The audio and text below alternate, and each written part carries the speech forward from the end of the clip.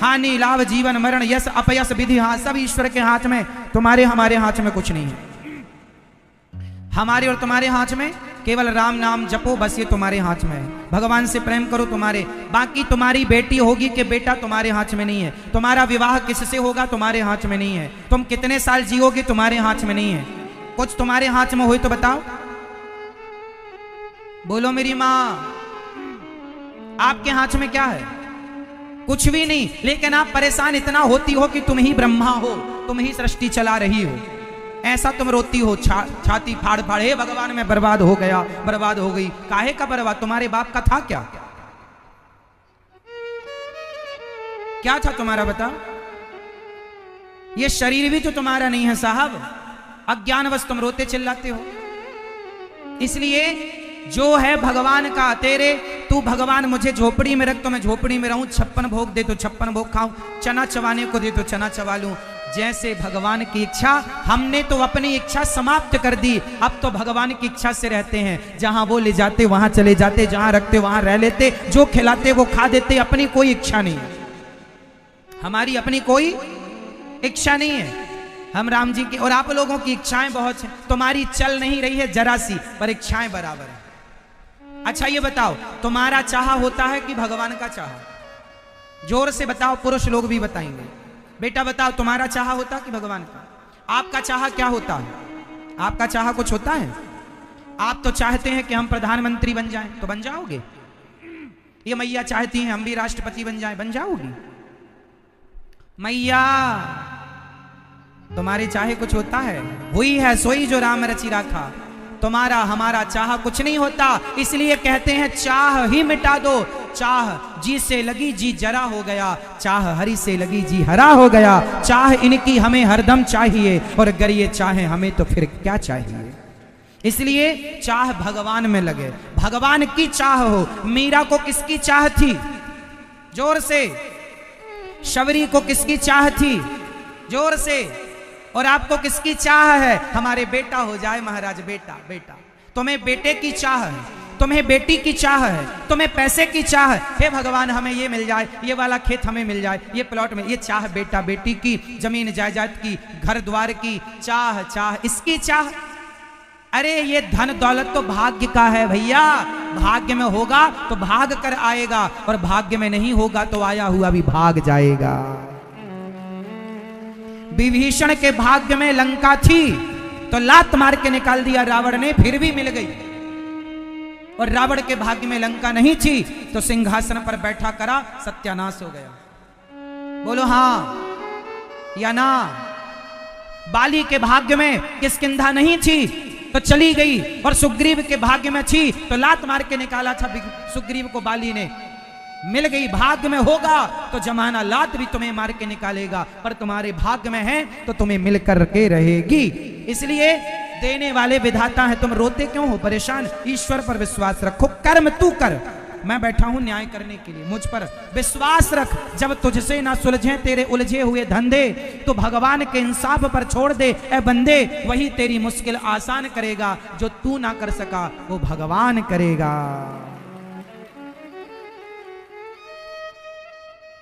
मेरी मां, तो आज से तुम क्या चाहोगी? भगवान को चाहना। बेटा बेटी जो दें भगवान रखो, रोया ना करो। बेटी हो गई, बेटा नहीं हुआ, ये नहीं मिला, वो नहीं मिला, ये कब होगा? जो होगा हो जाएगा। तुम भगवान का चिंतन विश्वास करो। समय के पहले कुछ ना होगा, इंतजार करो समय का।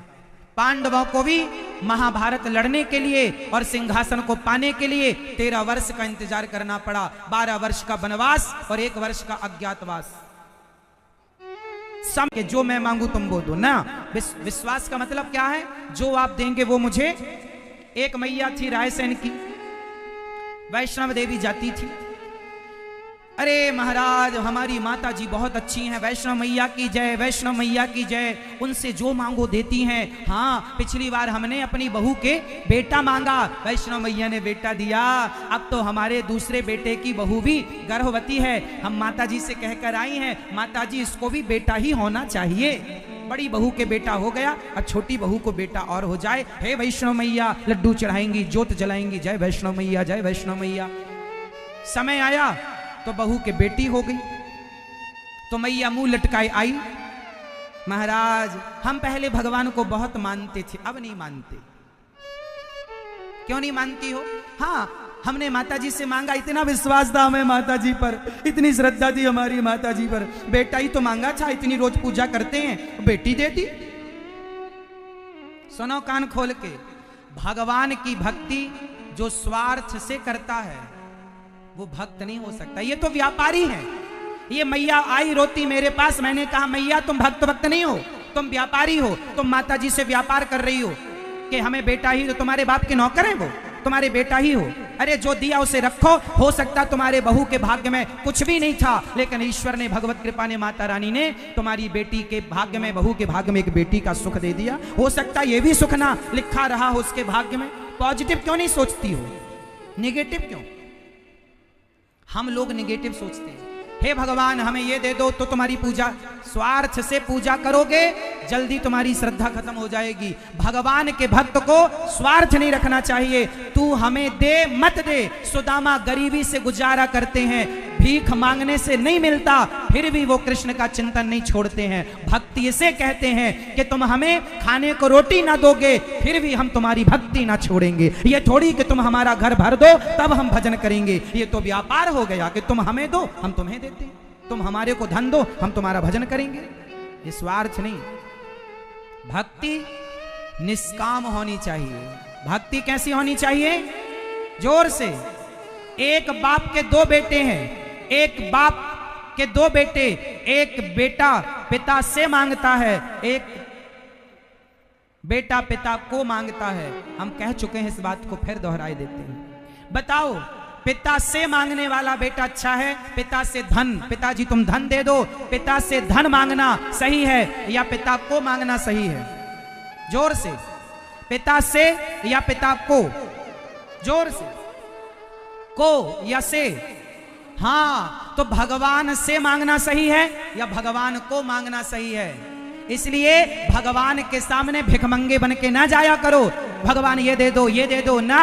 अरे भगवान से सच्चा प्यार करो। भगवान सर्वांतर्यामी है, उन्हें पता होता है कि मेरे भक्त को किस चीज की जरूरत है। मांगने की जरूरत नहीं है, श्रद्धा रखो, भगवान बिना मांगे वो देंगे जिसकी तुमने कल्पना नहीं की।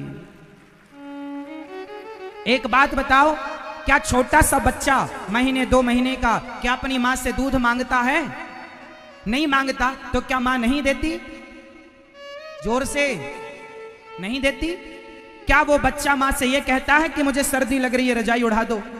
क्या वो ये कहती है गर्मी? हद होती है ना अज्ञान की, सारी हदें लोगों ने पार कर दी। स्वार्थ स्वार्थ स्वार्थ, मर गए तुम्हारे बाप दादे इसी स्वार्थ के कीचड़ में दबे हुए, तुम भी उसी कीचड़ में सने हो। प्रहलाद जी से भगवान ने कहा कि बेटा कुछ मांग लो।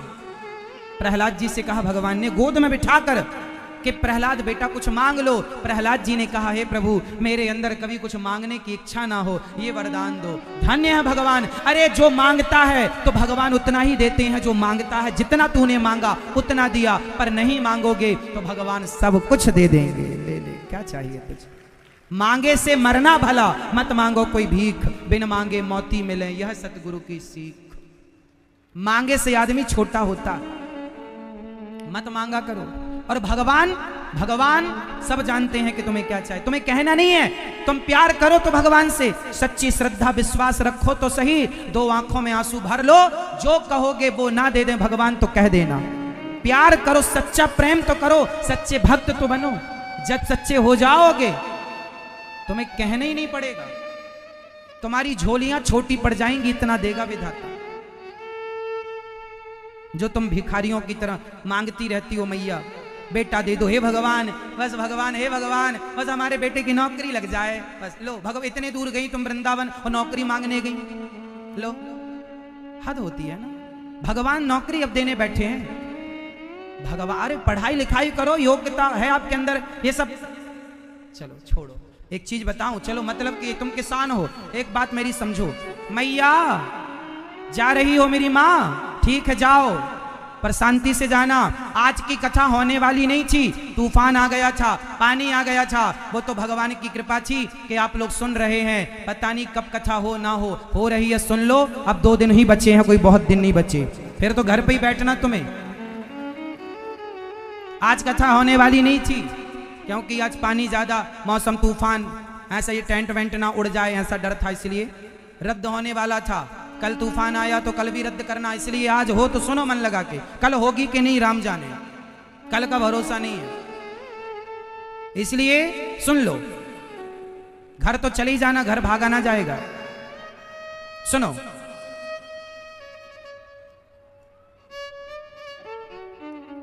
तुम किसान हो, एक बात समझो फिर बताना। किसान जब खेत में गेहूं बोता है तो गेहूं के साथ एक चीज किसान को फ्री में मिलती है, बताओ क्या? किसान जब खेत में गेहूं बोता है तो किसान को खेत में गेहूं के साथ एक चीज फ्री में मिलती है, बताओ क्या? जोर से, क्या? जोर से किसान बताओ। अरे तुम किसान मुंह ताक रहे हो। हाँ, भूसा। किसान खेत में गेहूं बोता है तो उसे भूसा फ्री में मिलता है। मैया तुम ज्यादा सुनना, जो लड्डू नारियल चढ़ाती घूमती रहती हो। सुनो, किसान खेत में जब गेहूं बोता है तो उसे भूसा फ्री में मिलता है। किसान भूसे को पाने के लिए गेहूं नहीं बोता, वो गेहूं के बदले गेहूं चाहता है, भूसा फ्री में मिलता है। उसी तरह भगवान को पाने के लिए हमारा इस धरती पर जन्म हुआ है, भगवान से प्रेम करने के लिए इस धरती पर जन्म हुआ है। जब भगवान से प्रेम करोगे, गेहूं बोओगे तो भूसा फ्री में मिलेगा। जब भगवान से प्रेम करोगे तो बेटा बेटी धन दौलत जमीन जायदाद पद प्रतिष्ठा ये भूसे की तरह है। भगवान को पाओगे तो ये तो मिलेगा, जाएगा कहां? ये सब भूसा है। बेटा बेटी धन दौलत जमीन जायदाद बिजनेस व्यापार सब भूसा है, और भगवान गेहूं है। हमने उस ईश्वर को पाने के लिए जन्म लिया है, भूसे को पाने के लिए नहीं। ये भूसा तो मिलेगा, तुम भगवान के रास्ते पर चलो, पत्नी तो मिलेगी, पत्नी है तो बच्चे तो होंगे, 2 पैसे भी तुम कमाओगे, पद प्रतिष्ठा भी, ये कहां जाएगा? ये तो मिलेगा, सब बाद का बिस मिल जाएगा, जाएगा कहां? पत्नी है, बच्चे तो होंगे। जब आपके मन में गलत विचार आए तो आप अच्छे विचारों को बढ़ा लो। जब अच्छे विचारों बढ़ जाएंगे तो अपने आप गलत विचार हट जाएंगे। जैसे गंदा पानी गिलास से हट गया क्योंकि साफ पानी आप डालते रहे, उसी तरह जब अच्छे विचार आप लाते हो तो आपके भीतर के गलत विचार अपने आप समाप्त हो जाते हैं। बात तब बिगड़ती है कि गलत विचार तो हैं। अब जैसे गिलास में गंदा पानी तो है, लेकिन आपने उसमें साफ पानी नहीं डाला तो वो गंदा पानी और गंदा होएगा, उसमें कीड़े पड़ जाएंगे। तो जब आपके भीतर गलत विचार आते हैं और आप सही विचार नहीं ग्रहण करते, सत्संग इत्यादि नहीं करते, तो वो गलत विचार आपको और गलत कर देते हैं, कीड़े पड़ने की स्थिति आ जाती है। मतलब आप बिल्कुल डिप्रेशन में चले जाते हैं, गलत गलत हरकतें करने लग जाते हैं, गलत व्यवहार आप करने लग जाते हैं। इसलिए मन जो है ये अच्छाई बुराई दोनों को ग्रहण करता है, लेकिन जब बुराई आए तो उसे जाने दो, अच्छाई आए तो पकड़ लो। गलत विचारों को पकड़ो मत और अच्छे विचारों को छोड़ो मत। जो व्यक्ति अच्छे विचारों पर अमल कर लेता है वो सफल हो जाता है। जैसे देखो, आप लोगों के अंदर विचार आते हैं, लड़कों के अंदर विचार आते हैं, चलो सिगरेट पी लें, चलो शराब पी लें, चलो दोस्तों के साथ मांस खा लें। ये विचार ही, अभी आप मांस खाए नहीं, अभी मांस खाने का केवल विचार आया। अभी आप शराब पिए नहीं, लेकिन दोस्तों ने कहा यार पी लो, क्या होता है, एक पैक मार लो। अभी आप पिए नहीं, लेकिन शराब पीने का विचार आपके दिमाग में आया। अब आपने क्या किया कि आपने शराब का विचार आया और उस विचार को आपने क्रियान्वित कर लिया, मतलब विचार को कर लिया, शरीर से पी लिया शराब। आपको विचार जब गंदे आए तो उन गंदे विचारों पर आपको अमल नहीं करना चाहिए। आने दो भाई, शराब पीने का विचार यदि मेरे अंदर आ जाए तो आ जाए, मैं पीऊंगा थोड़ी। आएगा विचार, मैं उसको क्रिया में नहीं उतारूंगा तो अपने आप वो विचार डिलीट हो जाएगा। डिलीट हो जाता है ना, खत्म हो जाता है। कोई भी विचार तब रह जाता है जब आप उस पर अमल कर लेते हैं। बोलो हाँ। जैसे नदी में पानी हर क्षण वहां बह रहा है, हर क्षण नया पानी आ रहा है नदी में, हाँ या ना? नदी में पलक झपकते ही नदी का पानी नया हो जाता है। पिछले क्षण जो पानी आपके सामने था वो तो बह गया, अब जो पानी आप देख रहे हैं वो नया है। उसी तरह आपके भीतर भी विचार हर क्षण आते हैं, हर क्षण जाते हैं, हर क्षण आते हैं, हर क्षण। जैसे पानी बह रहा था पर आपने एक लोटा पानी भर लिया, उसी तरह उस बहते हुए विचारों से आपने किसी एक विचार को ग्रहण कर लिया।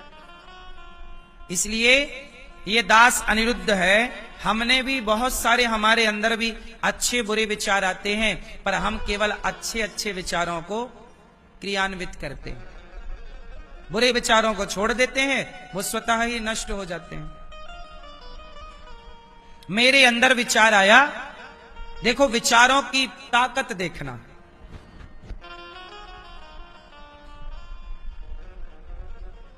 पंडित श्री मदन मोहन मालवीय जी के अंदर विचार आया कि मैं एक यूनिवर्सिटी बनाऊं।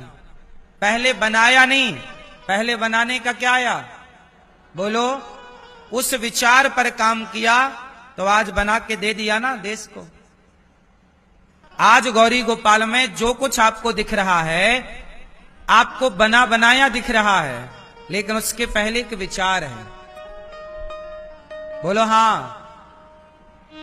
मेरे अंदर भी तो विचार आ जाता कि मैं शराब पीने लग जाऊं, गाड़ी में आज के लड़कों की तरह सड़क में गाड़ी चला रहे, यदि मैं इन विचारों पर अमल करता तो आज मैं गाड़ी ऐसे ऐसे दौड़ा रहा होता। तो मेरी उम्र के जो लड़के हैं, जो लोग हैं, उनके अंदर भी विचार आते हैं, मेरे अंदर भी विचार आते हैं। आप अपने विचारों को किस तरह से क्रियान्वित करते हैं, मैं अपने विचारों पर किस तरह काम। अब देखो मेरे अंदर एक नया विचार आया 18 अप्रैल को। अभी 18 तारीख को मेरे अंदर एक विचार आया। क्या विचार आया? कि मैं जिस गांव में पला बढ़ा, जिस गांव की माटी पर खेला और खाया, उस माटी का ऋण मेरे माथे पर है। अभी 3 मई से मेरे गांव में कथा और यज्ञ का आयोजन होने जा रहा है, हमारी अपनी जन्मभूमि पर। तो मेरे मन में विचार आया कि मुझे अपने गांव में एक यज्ञ करना चाहिए। तो मैंने यज्ञ करने का कार्य शुरू कर दिया 3 तारीख से। अपने गांव में एक भागवत शुरू करूं, मैं अपने गांव के लोगों को भोजन प्रसादी भंडारा कराऊं। तो 3 तारीख से कार्यक्रम है, परंतु गांव के लोगों को कुछ देना चाहता हूं। मैं अपने क्षेत्र के लोगों को कुछ देना चाहता हूं। मेरे अंदर विचार आया कि मैं अपने क्षेत्रवासियों को कुछ दूं। जैसे आप लोग वृंदावन आते हैं तो आप लोगों को गौरी गोपाल में पेट भर भोजन मिलता है। मेरा भाव तो यही है कि मैं आप सबको कुछ ना कुछ दूं, देने का भाव है। जब मैं आपको देने का भाव रखता हूं ना, तब विधाता भी देने का भाव रखता है। क्या आप दे रहे हैं, इसलिए ईश्वर आपको दे रहे हैं। तो मेरे मन में विचार आया 18 अप्रैल को, मतलब अभी आज कौन सी तारीख है? 22। तो 18 अप्रैल को मेरे अंदर विचार आया कि मैं अपने गांव के लिए, अपने क्षेत्र को कुछ देना चाहता हूं, पर मैं क्या दूं? तब मैंने गांव वालों से पूछा कि भैया बताओ, आप लोगों को मैं कुछ देना चाहता हूं, अपने क्षेत्र के लिए कुछ करना चाहता हूं, बताओ क्या करूं? तब मेरे गांव के, मेरे क्षेत्र के लोगों ने कहा कि हमारे अपने गांव क्षेत्र में कोई बढ़िया सा स्कूल नहीं है। तो मैंने कहा कि चिंता ना करो, यदि मेरे प्राण रहे तो मैं 1-2 साल में आप लोगों को एक बहुत कक्षा 1 से लेकर कक्षा 12वीं तक का एक बढ़िया स्कूल इस क्षेत्र को समर्पित करूंगा, जहां शिक्षा अच्छी क्वालिटी की होगी, पर होगी निःशुल्क। तो हमारे क्षेत्र की माटी का ऋण तो मेरे माथे पर है, तो ऋण कैसे चुकाऊं? चुकाना चाहिए सबको अपनी अपनी माटी का ऋण। मैं जिस माटी पे खेला, मैं उस माटी को कभी नहीं भूलता। कहते हैं ना, जननी जन्म भूमश्च स्वर्गादपि गरीयसी। जन्म देने वाली माता और जन्म भूमि, ये दोनों स्वर्ग से श्रेष्ठ हैं। स्वर्गादपि गरीयसी, स्वर्ग से भी ज्यादा आदर सम्मान इन दोनों का होना चाहिए, अपनी माता का और अपनी जन्म भूमि का। राम 14 साल वनवास गए तो अयोध्या की माटी साथ लेकर गए थे। इसलिए ये दास अनिरुद्ध नमक हराम नहीं है। मैंने जिस मिट्टी का नमक खाया है उस मिट्टी का वापस ऋण चुकाने का प्रयास करूंगा। चुकेगा नहीं माटी का ऋण। फिर भी देखो, ये मेरी, बताओ ये मेरे विचार सही हैं या गलत हैं? सही है। देखो मेरे अंदर भी विचार आते हैं, पर मेरे अंदर ना कैसे विचार आते हैं, इस तरह के। मैं गलत विचारों को पकड़ता ही नहीं ना। मेरे मन में कभी विचार आता ही नहीं कि मैं शराब पीऊं। मेरे मन में कभी विचार आता ही नहीं कि मैं गांजा पीऊं। मैं गांजा पीना चाहूं तो क्या नहीं पी सकता? मैं चरस अफीम का सेवन करना चाहूं तो क्या नहीं कर सकता? लेकिन ये विचार आते ही नहीं, क्योंकि जब आप अच्छे विचारों पर, जब भिखारी हूं, आप लोगों से भीख मांग मांग कर वृद्ध माओं की सेवा करना, गौरी गोपाल गुरुकुल में 150 बच्चे पढ़ते हैं, गौ सेवा होती है, अखंड रसोई चलती है, संत सेवा होती है, और अब मैं आप लोगों से भीख मांग मांग कर एक स्कूल बनाना चाहता हूं। मुझे आप लोगों से यह कहना है कि जब मैं अपनी जन्मभूमि के लिए ये सब विचार रख सकता हूं, ये कर सकता हूं, तो हमारे देश का हर नेता अपनी अपनी जन्मभूमि को एक एक स्कूल बनाकर दे तो कितना कल्याण होगा इस देश का। लोग अपनी जन्मभूमि का ऋण नहीं चुकाते। मेरी बात सही है कि गलत है? वहां से नाम इज्जत लेके भाग जाते हैं, बड़े बड़े शहरों में, बड़े बड़े देशों में बस जाते हैं, पर अपनी भूमि के लिए कुछ नहीं करते। करना चाहिए, बताओ करना चाहिए कि नहीं करना चाहिए? जोर से। तो हमारे मन में जो विचार आया है वो सही है कि गलत है? तो आप लोग आशीर्वाद दो और आप लोग सहयोग करो। यदि गौरी गोपाल गुरुकुल, गौरी गोपाल स्कूल कक्षा 1 से 12वीं तक बना और यदि वो सफल रहा, वो हमारा पहला इस तरह का, अभी देखो स्कूल चलाने का मेरा अपना अनुभव नहीं, साल 2 साल तो मुझे अनुभव जोड़ने में लग जाएगा, क्योंकि हर काम का एक क्या चाहिए, बोलो, अनुभव चाहिए। तो यदि गौरी गोपाल स्कूल सफल रहा तो मैं आपको वचन देता हूं कि भारत के कोने कोने में मैं गौरी गोपाल स्कूलों की स्थापना करके भारत की शिक्षा में मैं एक नया परिवर्तन ला सकता हूं, यदि आप साथ दें तो। क्योंकि मेरे अकेले से कुछ ना होगा, आप सबके साथ की जरूरत है। आज हमारे देश में बच्चे तिलक लगाकर जाते हैं तो मिटा देते हैं, कलावा बांध कर जाते। आज भारत में 80% स्कूल किनके हाथों में चले गए? क्रिश्चियन लोगों के हाथों में। कॉन्वेंट स्कूल किनका है? क्रिश्चियनों का। आज पूरे भारत में 80% स्कूल कॉन्वेंट स्कूल के नाम पर क्रिश्चियनों के पास हैं। तुम्हारे बच्चे को पढ़ा कौन रहा है? क्रिश्चियन। जब क्रिश्चियन लोग पढ़ाएंगे तो वो तो गाय का मांस खाने वाले हैं, वो तो मांस खाने वाले, वो तुम्हारे बेटे को मांसाहारी बना देंगे। इसलिए आजकल स्कूलों में मांस खाने के फायदे गिनाए जा रहे हैं। आजकल तुम्हारे बच्चे स्कूल में श्लोक नहीं बोल पा रहे हैं, लेकिन वो लोग क्रॉस, वहां के देख लेना, जितने भी क्रिश्चियन स्कूल वाले टीचर हैं, सारे क्रिश्चियन स्कूल वाले टीचर क्रॉस लटका के बच्चों को पढ़ाते हैं। स्वयं अपना क्रॉस पहन के पढ़ाएंगे, पर बच्चा तिलक लगा कर जाए तो बोलेंगे कि आप तिलक साफ करके आओ, तिलक लगा के मत आया करो।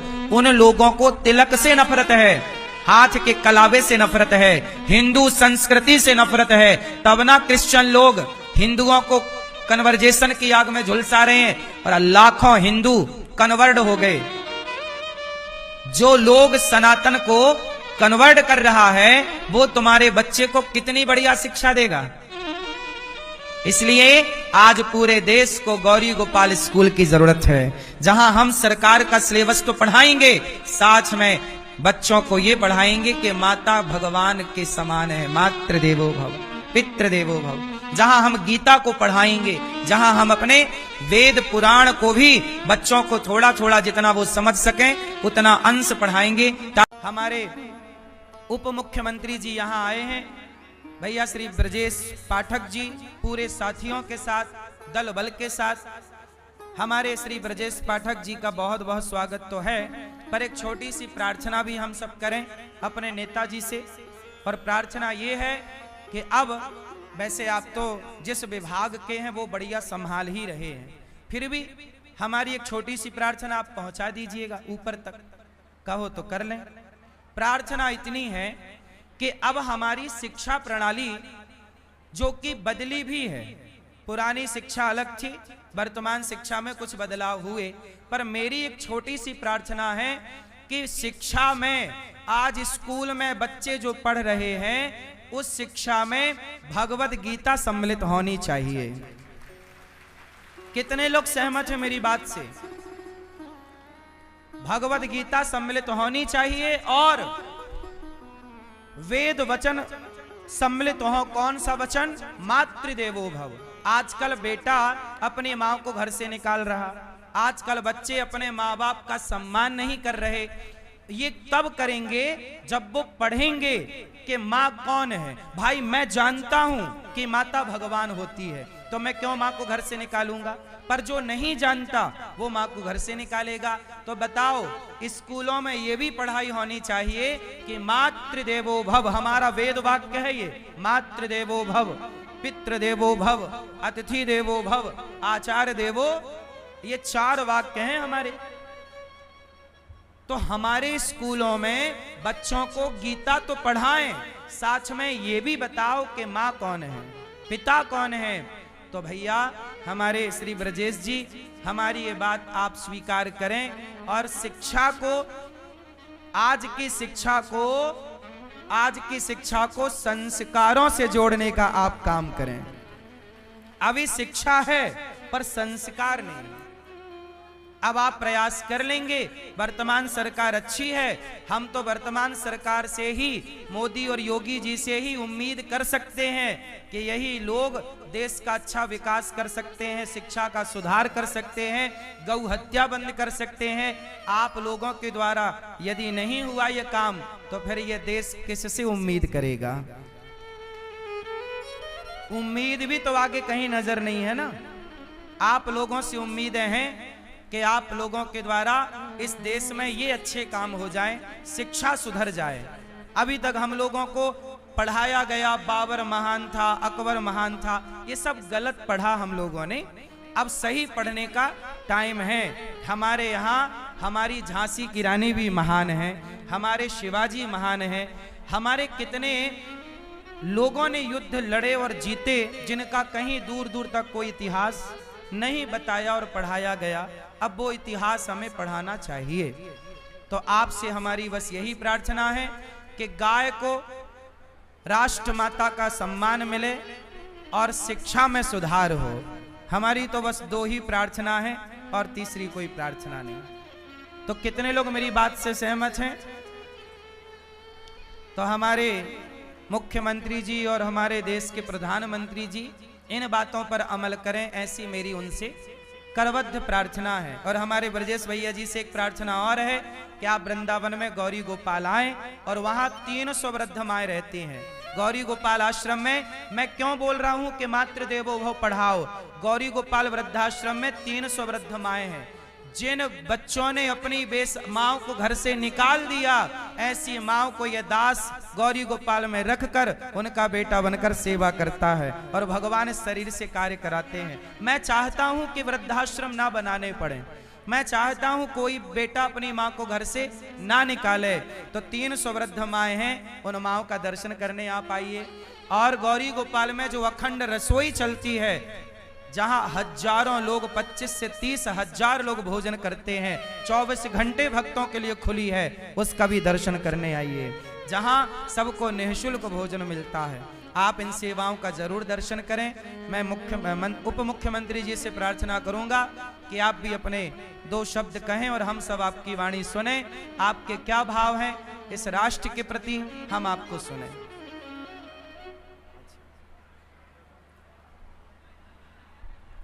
भैया माइक चालू कर दो फास्ट। हेलो हेलो, बोलो झाड़ी वारे की, बांके बिहारी लाल की।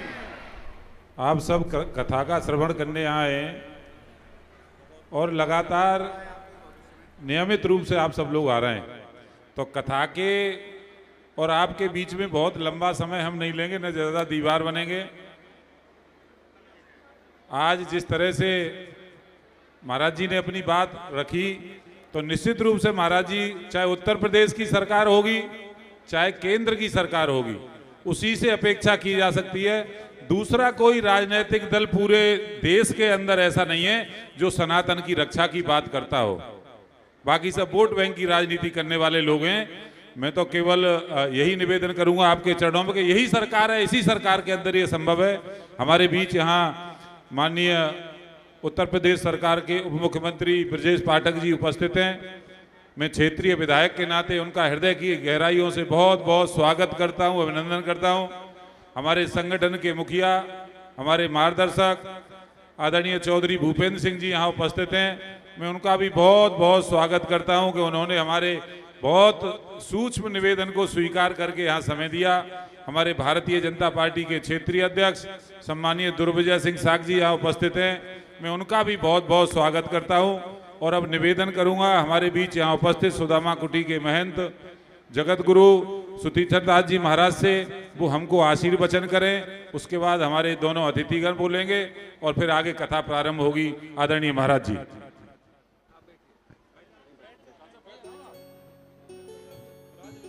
भक्त भक्ति भगवंत गुरु चतुर्नाम बपु एक, इनके पद बंधन किए नासहि विघ्न अनेक। बोल झाड़ी वाले की जय, बोल बंसी वाले की जय। आज झाड़ी वाला हनुमान मंदिर के प्रांगण में आप सबका स्वागत है। खास करके पूज्य श्री ब्याजी महाराज इतने दिनों से हम सबको कथा श्रवण करा रहे हैं। पहले तो मैं आपका आभार प्रकट करता हूँ। उत्तर प्रदेश के यशस्वी उप मुख्यमंत्री श्री ब्रजेश पाठक जी, श्री भूपेंद्र चौधरी जी, आपकी पूरी टीम, आपको बहुत बहुत मंगल कामना, शुभ आशीर्वाद झाड़ी वाले हनुमान की तरफ से, सतगुरुदेव भवन की तरफ से। ब्रज मंडल का विकास जो इस समय दिख रहा है, सदियों में नहीं दिखा। ब्रज मंडल के साथ साथ संपूर्ण भारत का विकास हो रहा है और ब्रज का संबंध जमुना जी से है, जमुना मैया से है। हम जिस समय 40-50 साल पहले हम सब आए थे यहाँ पर, उसमें जमुना जी का स्वरूप कुछ और था।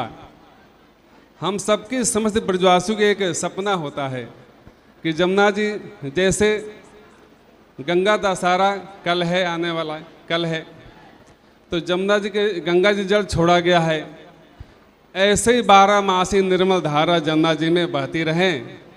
तो समझे कि ब्रज के साथ साथ संपूर्ण विश्व का जो संदेश है यहाँ का पूरी वर्ल्ड में जाएगा कि मेरा ब्रज सुंदर है, मेरा जमुना जी अविरल धारा बह रही हैं।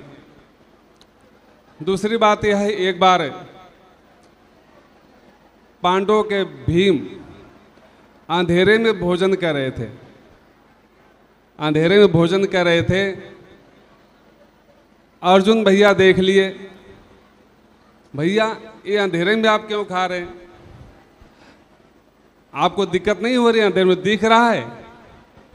बोले अर्जुन मेरे प्रिय भाई हो, ये हाथ अपने आप अंधेरे में जा रहे हो, अभ्यास के कारण जा रही है, अभ्यास।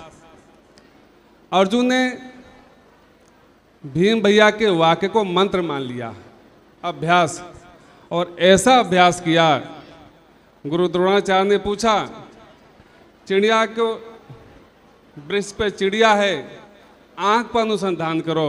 सबसे पूछा, किसने कहा कि हमको वृक्ष दिख रहा है, चिड़िया दिख रहा है? कोई कह रहा हमको चिड़िया दिख रहा है। लेकिन अर्जुन से पूछे, बोले गुरुदेव आपकी कृपा से हमको सिर्फ चिड़िया का नेत्र दिख रहा है। ऐसे ही आज भारत सरकार, हम प्रशंसा करना चाहता हूँ, सदियों से ये शुभ अवसर आया है, स्वर्णिम भारत का युग है, चल रहा है।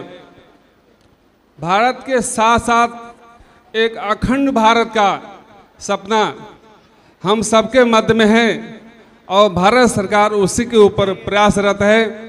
भारत सरकार के मैं बहुत बहुत बधाई देना चाहता हूं, आदरणीय मोदी जी को और योगी जी को, हमारे ब्रजेश पाठक के पूरी टीम को। आप इसी तरह से भारत के साथ साथ ब्रज का विकास करते रहिए।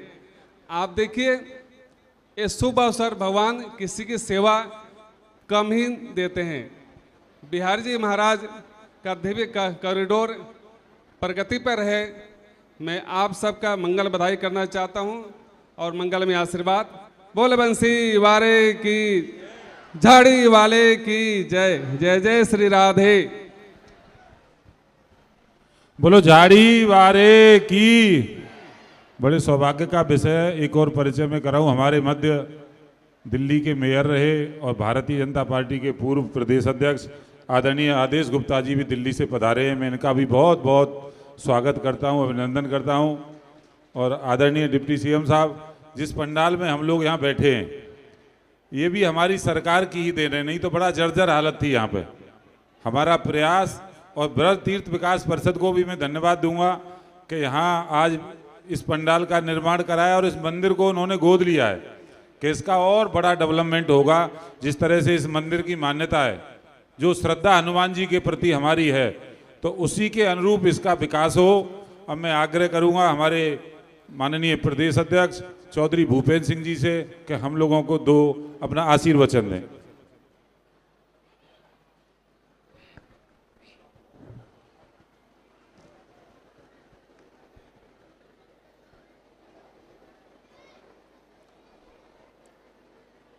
आज के इस कार्यक्रम में उपस्थित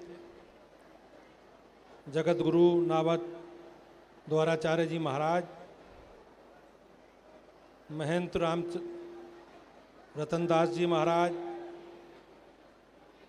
उत्तर प्रदेश सरकार के यशस्वी उप मुख्यमंत्री आदरणीय ब्रजेश पाठक जी,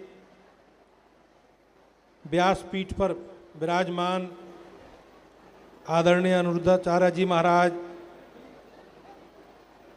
इस क्षेत्र से विधायक आदरणीय राजेश चौधरी जी, अभी अभी आए हमारी पार्टी के वरिष्ठ नेता, दिल्ली के पूर्व प्रदेश अध्यक्ष आदरणीय आदेश गुप्ता जी, भारतीय जनता पार्टी के क्षेत्रीय अध्यक्ष दुर्विजय साक्य जी, आदरणीय विधायक योगेश नौभार जी, भारतीय जनता पार्टी के जिलाध्यक्ष निर्भय पांडे जी, सभी सम्मानित संत और इस सभागार में उपस्थित सभी मेरे भाइयों बहनों, आज हम सब लोगों के लिए बहुत आनंद वाला क्षण है कि आपके बीच में महाराज जी का, पूज्य महाराज जी का आशीर्वाद हम सब लोगों को मिला।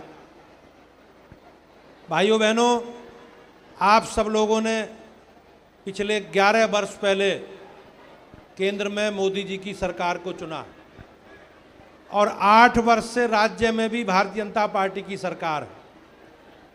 लेकिन आप देखेंगे कि भारतीय जनता पार्टी की सरकार, योगी जी और मोदी जी की सरकार, जो हमारी परंपरा है, हमारी विरासत है, हमारी आस्था है, हमारी संस्कृति है, ये हमारे संकल्प में शामिल है और हम इसी आधार पर इस देश की शासन व्यवस्था का संचालन कर रहे हैं।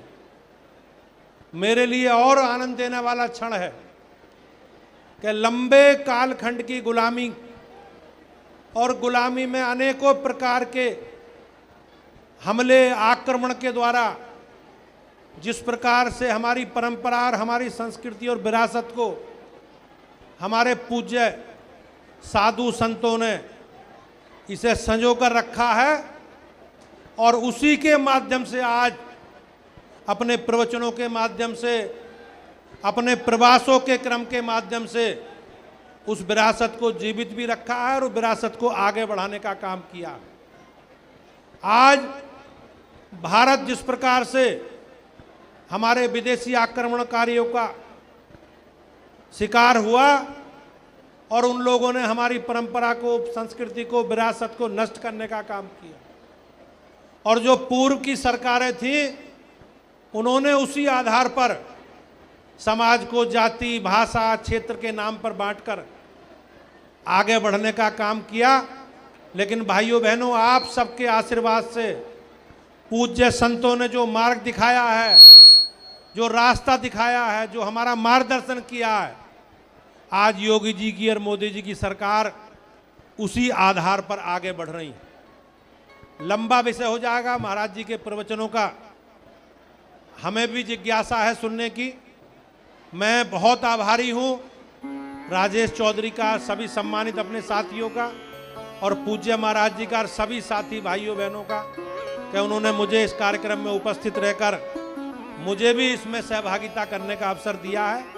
लेकिन मैं ये विश्वास दिलाता हूँ कि आप सब लोग इसी प्रकार से आशीर्वाद हम सब लोगों पर बना रहे और पूज्य संतों ने जो मार्ग दिखाया है उसी मार्ग पर भारतीय जनता पार्टी चलकर, भारतीय जनता पार्टी इस देश को माननीय प्रधानमंत्री जी के संकल्प के आधार पर एक विकसित राष्ट्र और संपन्न राष्ट्र और वैभवशाली राष्ट्र बनाने का संकल्प को हम सब लोग मिलकर आगे बढ़ाएंगे।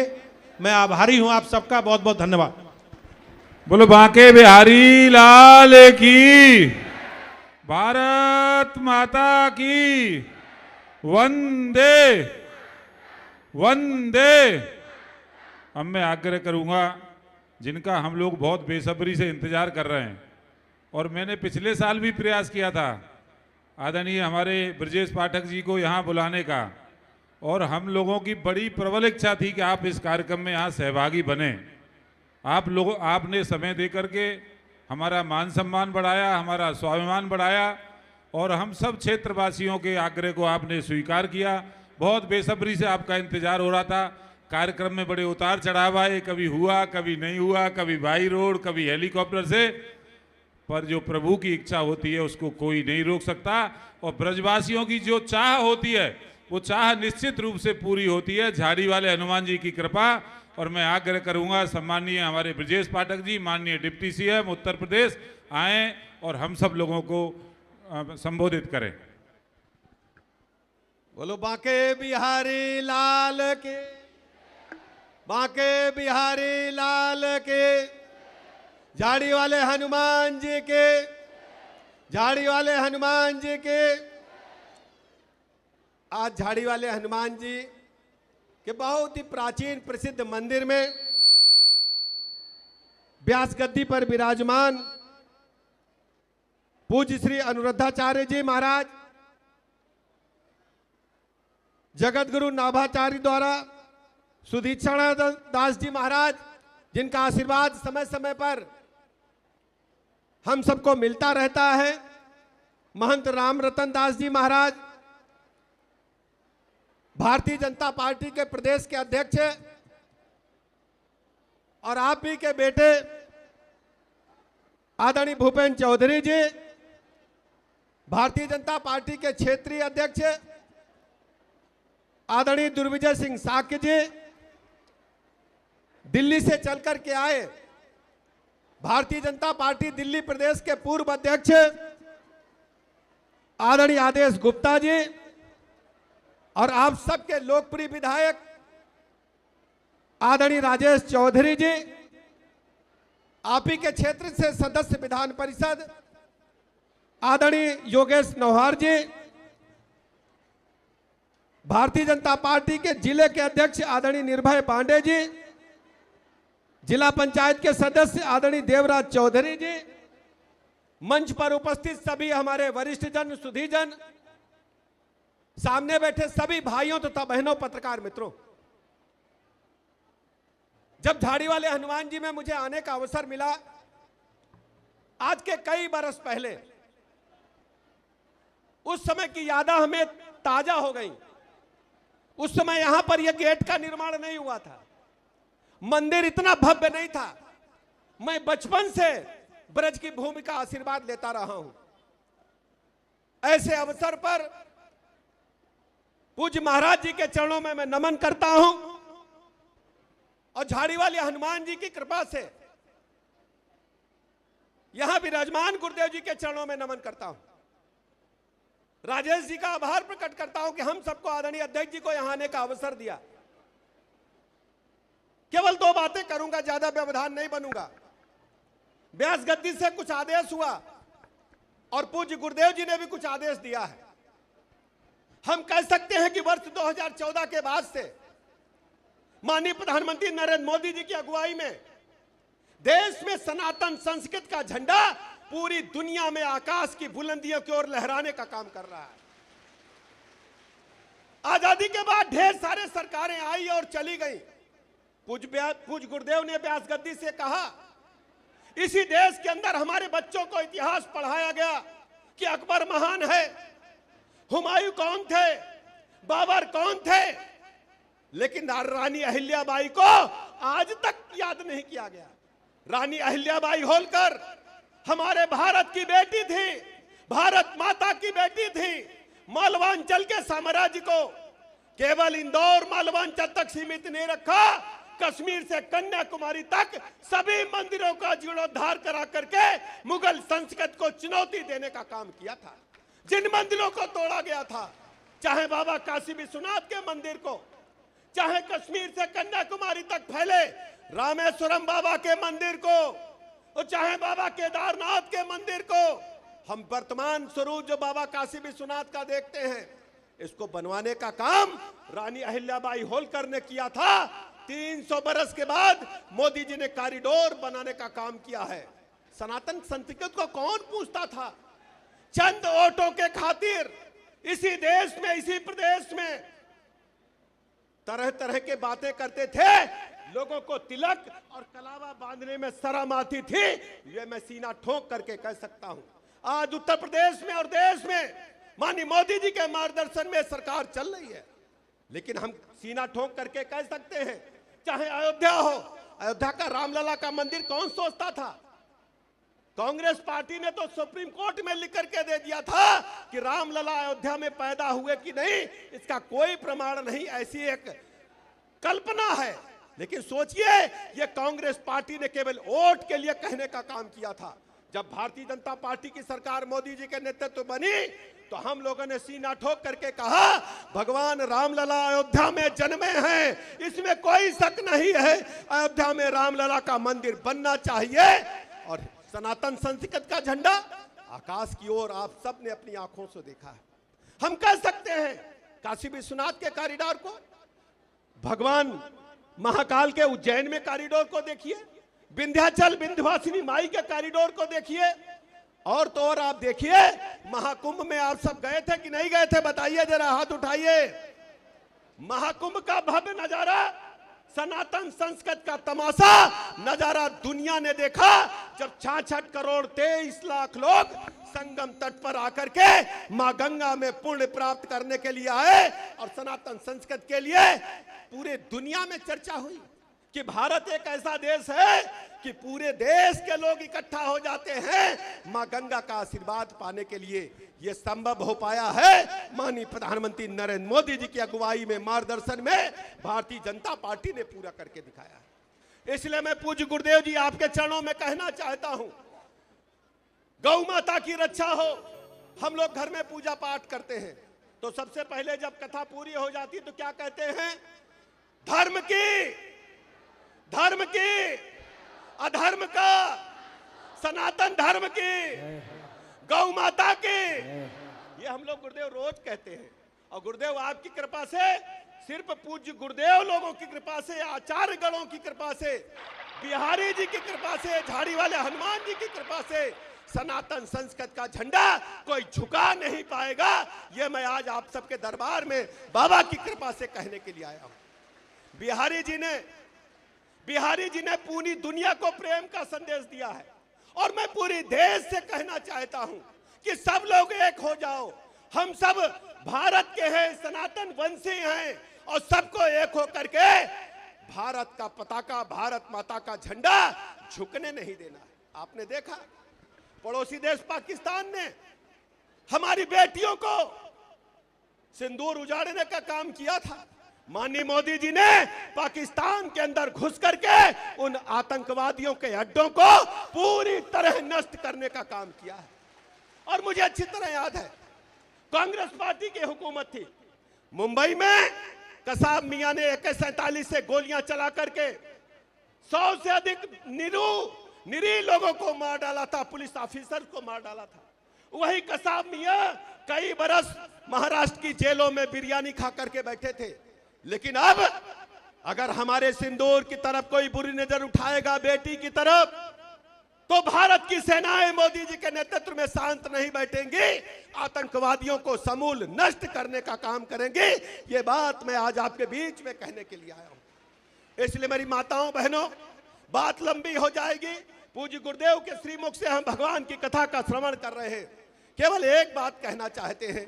तो पूज्य गुरुदेव ने कहा है कि गीता का पाठ हमारे बच्चों को संदेश जाना चाहिए, गीता का ज्ञान मिलना चाहिए, गौ माता की रक्षा होनी चाहिए। इस संदेश को हम पहुंचाएंगे। वैसे जो हमारा इस समय पाठ चल रहा है, हम अपने इतिहास को नए सिरे से गढ़ने में जुटे हैं। जिन हमारे महापुरुषों को भुला दिया गया था, उनके संस्कृत को, उनके विचारों को हम पाठ्यक्रम में शामिल करने का काम कर रहे हैं। आपके निर्देशों के तहत हम काम करेंगे। पूज्य गुरुदेव जी का मैं आभार प्रकट करता हूं कि आपने आशीर्वचन दिया और अपने झाड़ी वाले हनुमान जी के गुरुदेव जी का प्रणाम करता हूं। और बैठे हुए सभी माताओं बहनों, बुजुर्गों, नौजवानों को मैं हृदय की गहराइयों से प्रणाम करता हूं, अभिनंदन करता हूं। बहुत बहुत धन्यवाद। बांके बिहारी लाल के जय हो, बांके बिहारी लाल के जय हो। आप गौरी गोपाल आइएगा, पाठक जी वृंदावन आइए, गौरी गोपाल आइए, आपका स्वागत है। डॉक्टर से आप लोगों के लिए पुष्पों की वर्षा की, इतनी बढ़िया यात्रा निकाली आप लोगों के लिए।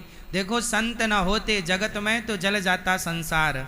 आज हम और आप यहाँ बैठ के भगवत चर्चा कर रहे हैं तो केवल संतों के कारण कर रहे हैं। इसलिए संतों का होना इतना ही जरूरी है जीवन में, जितना दाल में नमक का होना और खीर में मिश्री का होना। क्यों? यदि खीर में शक्कर या मिश्री ना हो तो खीर का कोई स्वाद है नहीं, और दाल में यदि नमक ना हो, राम रस ना हो, तो दाल का कोई स्वाद है? ऐसे हमारे जीवन में संत चरण ना हो तो हमारे जीवन का भी कोई स्वाद नहीं है। हमारा जीवन भी स्वादिष्ट तब बनता है जब संतों की कृपा होती है। इसलिए संत हृदय नवनीत समाना, संत बड़े परमार्थी, भेष धरे अवधूत, राम नाम का गोला छोड़ें तो भाग जाएं कौन? यमदूत।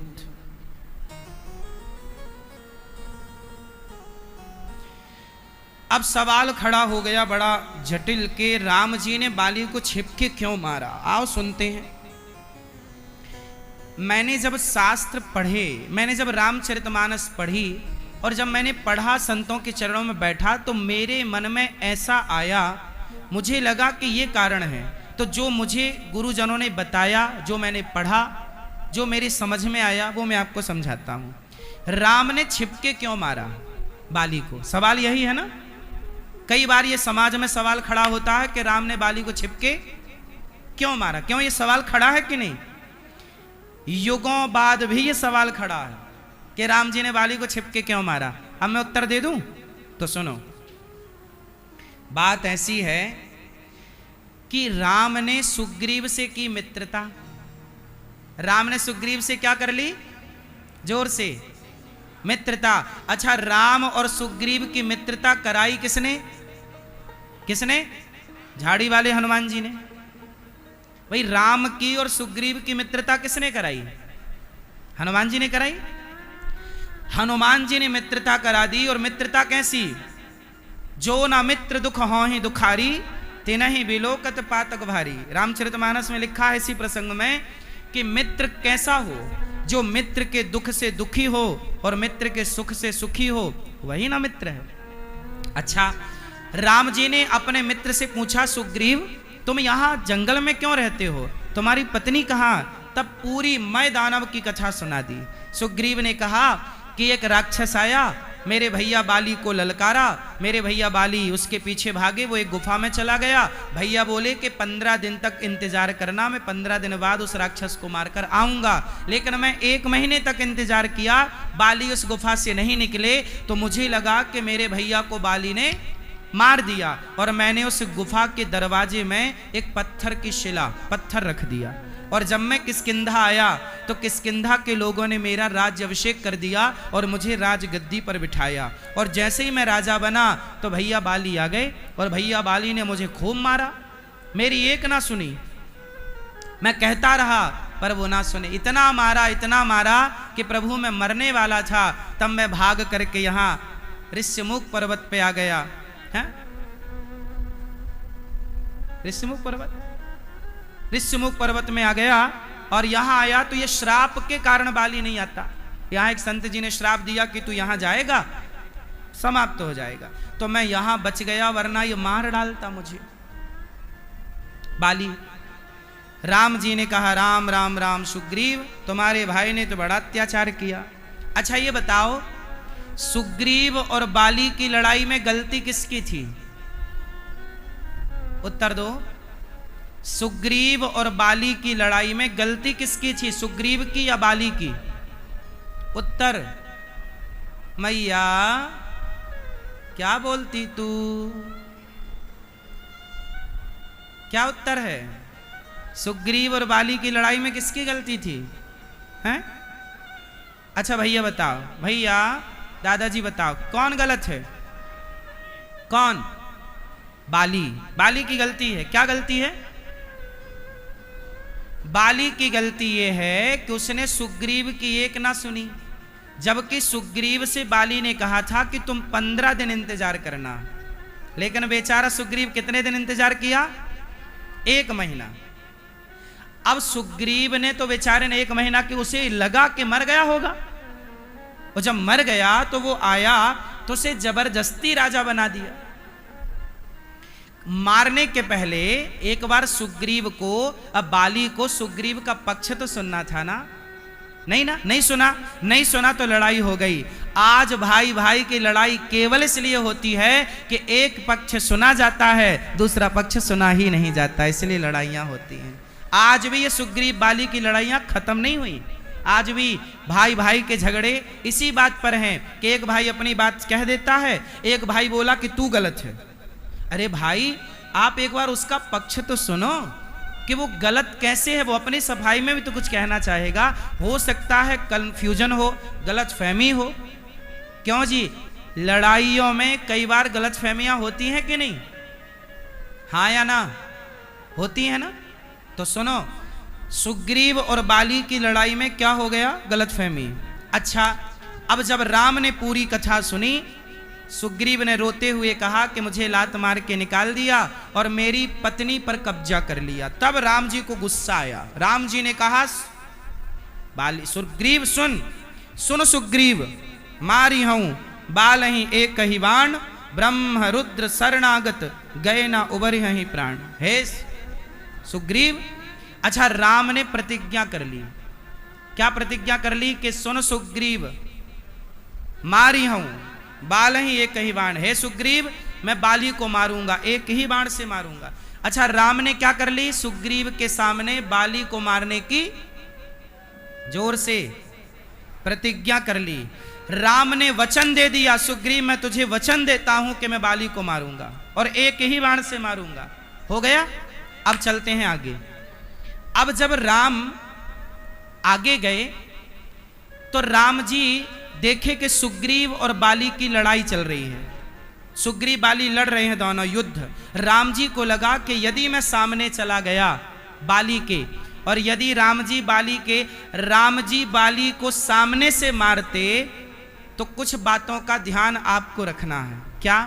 यदि राम जी खड़े हो जाते बाली के आगे, तो बाली क्या करता?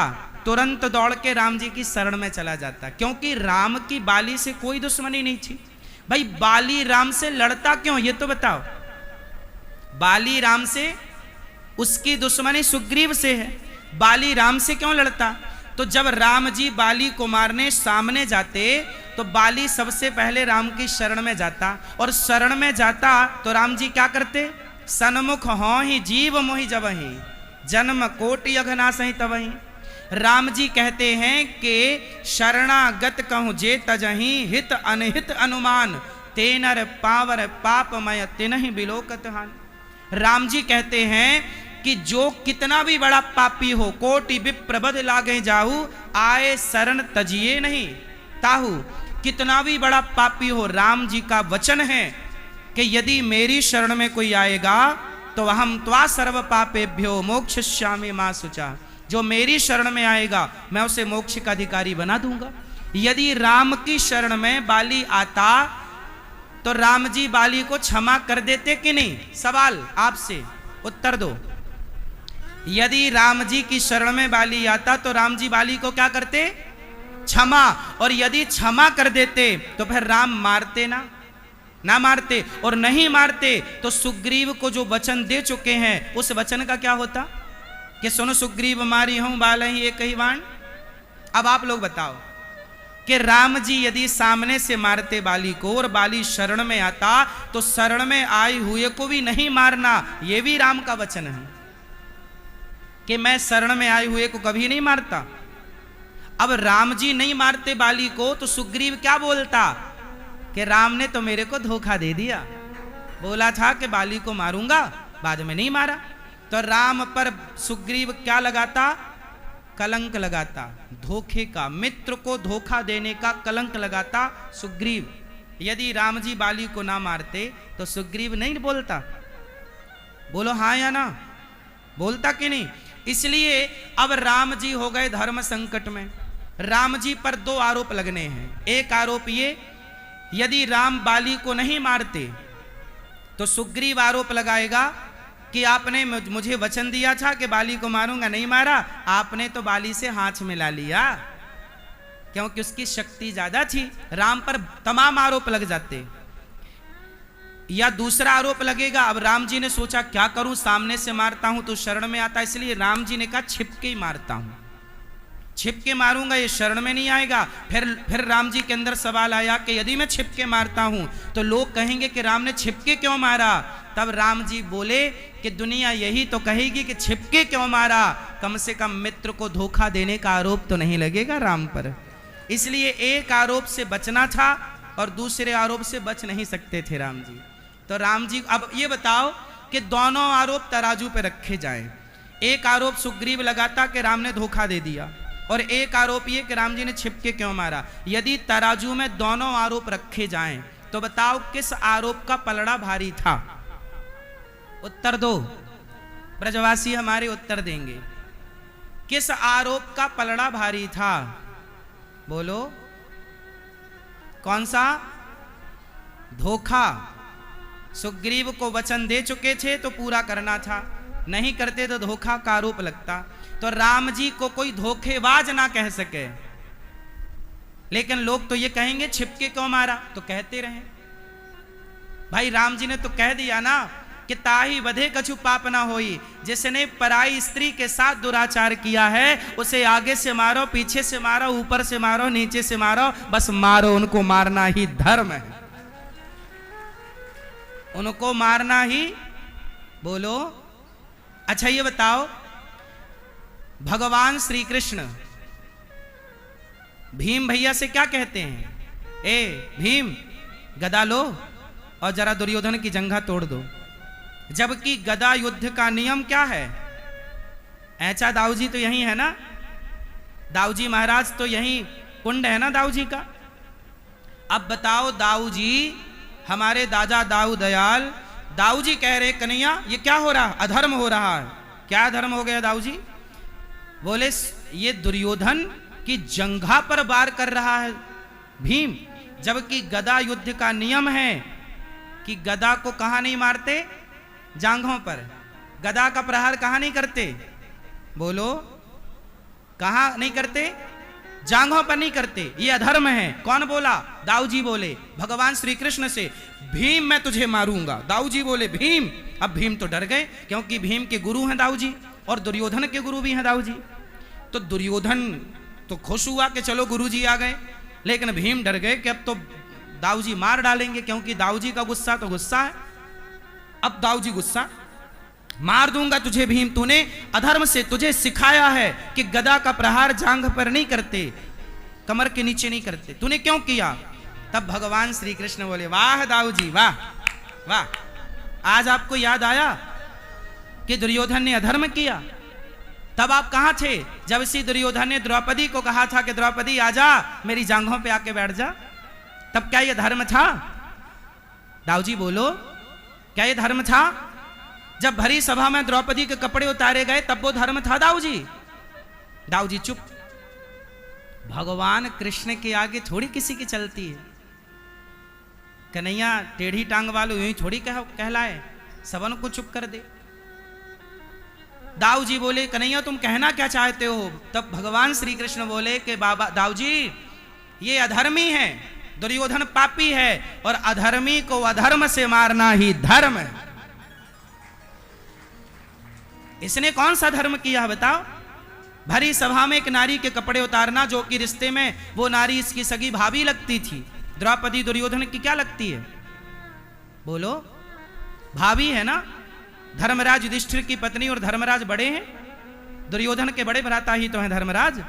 तो बड़े भ्राता की पत्नी भाई की पत्नी भाभी, भाभी को हमारे यहां माता कहते हैं। तो दुर्योधन की रिश्ते में क्या लगी द्रौपदी? बोलो, माता। दुशासन कपड़े उतार रहा है, दुशासन के रिश्ते में द्रौपदी क्या लग रही हैं? भाभी माता ना होती हैं? माता। तो ये कपड़े किसको उतार रहा है? दुशासन। दुर्योधन किसके? माता के। भरी सभा में अपनी माता को निर्वस्त्र कर रहा है। दाऊ जी क्या ये धर्म था? तब दाऊ जी चुपचाप चले गए।